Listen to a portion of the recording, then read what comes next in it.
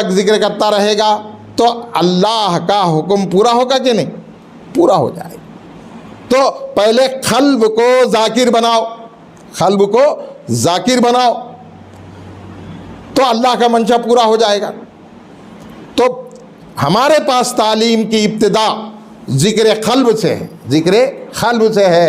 ذکر قلب کو اللہ اللہ بولنے میں لگانے کی محنت میں لگاتے ہیں مریدین کو۔ کیا ہے؟ اللہ اللہ بولنے کی محنت میں لگاتے ہیں۔ یہ پہلا سبق ہے جو فاؤنڈیشن ہے، فاؤنڈیشن بلڈنگ کے لیے فاؤنڈیشن ہونا ہے، تو یہ فاؤنڈیشن ہے اور اس کے اوپر تعمیر کی جاتی ہے پوری بلڈنگ۔ فاؤنڈیشن کمزور ہے تو بلڈنگ نہیں ٹھہرتی، اس لیے اس کو مضبوط بنانا ہے، اس کو مضبوط بنانا ہے۔ تو جو حرکت اس کے اندر ہے لب دب مار لیتا ہے، اس کو ایسا سکھاؤ اللہ اللہ اللہ بولنا سکھاؤ تو وہ اللہ اللہ بولنا پکڑ لے گا، تو وہ اللہ اللہ بولنے میں لگ جائیں گا، اس کی دھڑکن میں تبدیلی آ جائے گی۔ تو مطلب یہ ہے کہ لب دب یہ آواز ختم ہو جاتا، ایسا نہیں، یہ بھی رہتا ہے، اس کے اوپر غالب آ جاتا ہے، اس کے اوپر غالب آ جاتا ہے، لب دب سنائی نہیں دیتا، بلکہ یہ حرکت اللہ ہتھوڑے جیسا مارتے ہیں اللہ اللہ، یہ شروع ہو جاتا ہے۔ یہ عمل آسان ہے لیکن اس کی طرف متوجہ ہو کر ہم کو محنت میں یہ حاصل کرنا، محنت کرنا ہے۔ بہرحال اس کی تفصیل میں ذکر قلب کے بارے میں جب کہوں تو بولوں۔ بہرحال ذکر یہ لطیفہ قلب بائیں پستان کے 2 انگل نیچے پھسلیوں کی طرف ہے۔ یہاں یہ جب اللہ اللہ بولنے لگتا ہے، اللہ کے انوار و تجلیات اس پر نازل ہونے لگتے ہیں، تو اس کو فیض پہنچتا ہے ایک جلیل القدر پیغمبر حضرت آدم علیہ السلام سے۔ یہ 5 لطیفے 6 جلیل القدر پیغمبروں کے زیر قدم ہیں، مطلب ان سے فیض حاصل کرتے ہیں۔ تو کیا ہے وہ جو لطیفہ قلب زیر قدم حضرت آدم علیہ السلام ہے، اس کے برعکس لطیفہ روح زیر قدم حضرت نوح علیہ السلام اور حضرت ابراہیم خلیل اللہ علیہ السلام۔ لطیفہ سر زیر قدم حضرت عیسیٰ علیہ السلام، لطیفہ خفی زیر قدم حضرت موسیٰ علیہ السلام، لطیفہ اخفا زیر قدم حضرت محمد الرسول اللہ صلی اللہ علیہ وسلم۔ یعنی 6 پیغمبروں سے ان 5 لطیفوں کو فیض حاصل ہوتا ہے، فیض حاصل ہوتا ہے، یعنی کہ انوار و تجلیات نازل ہوتے ہیں۔ اس کی بھی تفصیلات انشاءاللہ میں بولتا جاؤں گا۔ بہرحال ایک بات ذہن رکھ لو کہ یہ 5 لطیفوں کو 6 جلیل القدر پیغمبروں سے فیض ملتا ہے، اور یاد رکھو کہ اس کو کرنے کے لیے یعنی ذکر قلب کے لیے کوئی وقت مقررہ نہیں، ہر لمحہ کرنا ہے۔ جسٹ ذرا دل کی طرف دھیان رہو، اللہ اللہ اللہ اللہ اللہ، ایسا نہیں جیسا ہتھوڑا لے کر مانتے ہیں اللہ اللہ، زبان بند، دل میں اللہ اللہ، ایسا ہی کرنا شروع کر دو تو وہ پکڑ دے گا آسانی سے سب۔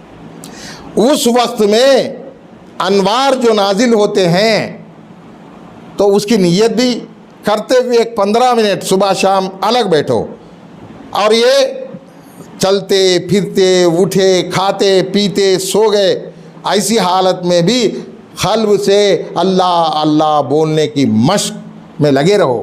خیال جاتا ہے دنیا کی طرف تو پھر لاؤ، پھر گیا، پھر لاؤ، پھر گیا، پھر لاؤ، پھر گیا، پھر لاؤ، یہ مشق مسلسل مجاہدہ ہونا ہے۔ تو ایک وقت میں یہ قلب پکڑ لے گا اللہ اللہ بولنا، اگر تمہارا خیال اس کی طرف ہو یا نہ ہو، تمہاری طرف اس کا تمہارا دھیان اس کی طرف ہو، ہے نا۔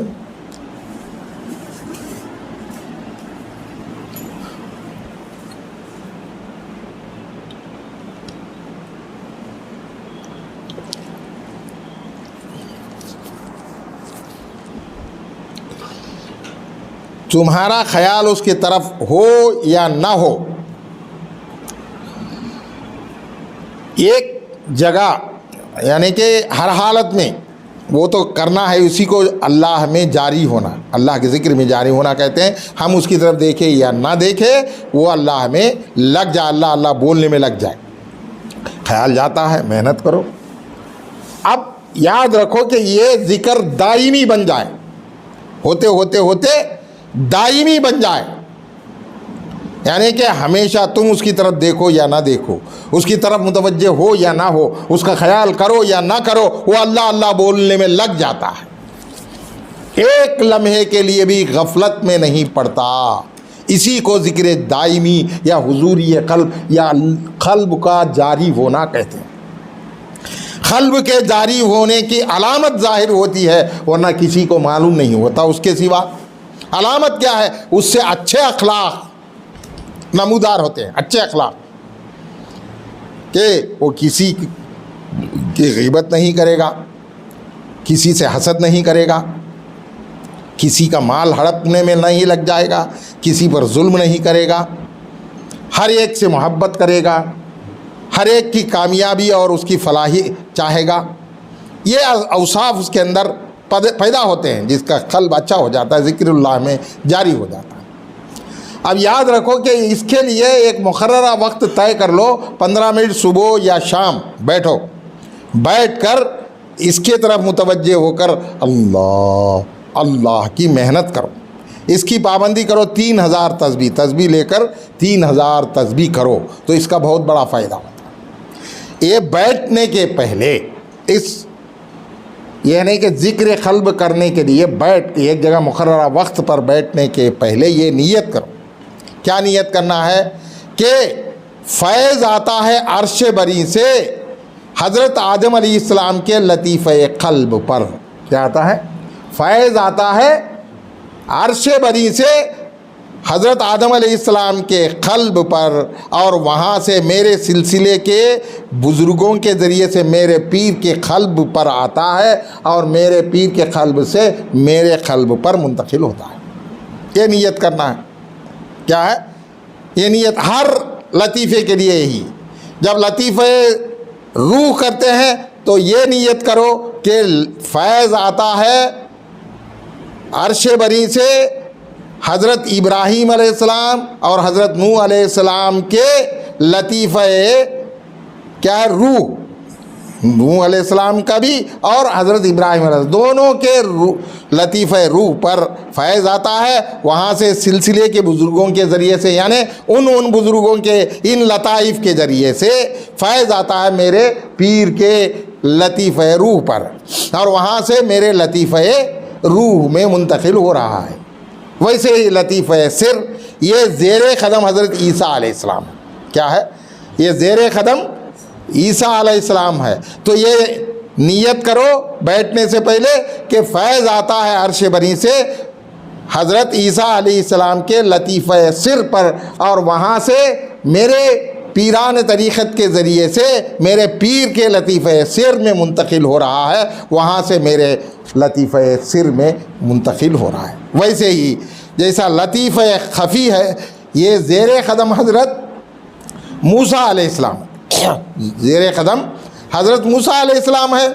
تو یہ اس کو فیض آتا ہے، یہ نیت کرو کہ عرش بری سے فیض آتا ہے حضرت موسیٰ علیہ السلام کے لطیفہ خفی سے پیران اعظام کے ذریعے سے میرے پیر کے لطیفہ خفی میں منتقل ہو رہا ہے، اور میرے پیر کے لطیفہ خفی سے میرے لطیفہ خفی میں منتقل ہو رہا ہے۔ ویسے ہی لطیفہ اخفا، یہ زیر قدم حضرت محمد الرسول اللہ صلی اللہ علیہ وسلم۔ تو اس کے لیے نیت کرو کہ عرش بری سے فیض آتا ہے حضور اقدس صلی اللہ علیہ وسلم کے لطیفہ اخفا پر، اور آپ کے لطیفہ اخفا کے ذریعے سے پورے پیران اعظام کے ذریعے سے میرے پیر کے لطیفہ اخفا کے اوپر نازل ہو رہا ہے، وہاں سے فیض آ رہا ہے میرے لطیفہ اخفا پر۔ یہ کیا ہے؟ 5 لطیفوں کا بیٹھ کر مراقبہ کرنا یا شغل کرنا، اس کی تفصیلات بعد میں کروں گا، کہ سناؤں گا کہ اس کو شغل کہتے ہیں، اس کو مراقبہ۔ اب آج کل ایسا ہے کہ یہ نیت بولتے ہیں، ایک شخص سے میں پوچھا بھائی، بولے کہ مراقبے کا سبق دیا ہمارے حضرت، تو کیا مراقبہ؟ یہ ارے اس کو تو مراقبہ نہیں کہتے، یہ ہر ایک شغل ذکر اور مراقبے کے لیے نیت ہے. یہ کیا ہے؟ نیت ہے، مراقبہ نہیں کہتے. ہر شغل کی نیت ہے، ہر مراقبے کی یہ نیت ہے، مراقبہ نہیں. مراقبہ کس کو کہتے ہیں؟ توجہ الی اللہ، یعنی متوجہ ہونا اللہ کی طرف، اور یہ توجہ بند جانا، یہ محنت ہے اصل. توجہ کا بند جانا. توجہ کس کو بولتے ہیں؟ اللہ کی طرف توجہ. غیر مسلموں میں بھی توجہ کا سبق ہے، غیر مسلموں میں بھی توجہ کا سبق ہے، لیکن ان کی توجہ میں ہماری توجہ میں فرق یہ ہے، ان کی خالص توجہ ہے، ہماری توجہ الی اللہ ہے. کیا ہے؟ ہماری توجہ الی اللہ ہے، اللہ کی طرف توجہ. یہ فرق ہے، یاد رکھو. ان کے پاس بھی ہے، وہ بھی کرتے ہیں. تو توجہ کے لیے یہ نیت ہے، توجہ اس کو نہیں کہتے. دعا کر رہے ہیں، آتا ہے آنے دو، اے اللہ عطا فرما، یہ تو دعا نیت ہے. اس نیت کو اللہ تعالیٰ ہی سکھا دیا ہم کو. انی وجہت وجہی للذی فطر السماوات والارض، میں متوجہ ہو گیا، توجہ متوجہ ہو گیا زمین و آسمان کے پروردگار کی طرف، حنیفوں، ایک سوئی کے ساتھ. ایک سوئی کیا ہے؟ غیر کا کوئی جو ہے خیال نہ ہو، حنیفوں ایک ہی خیال ہو اللہ کا.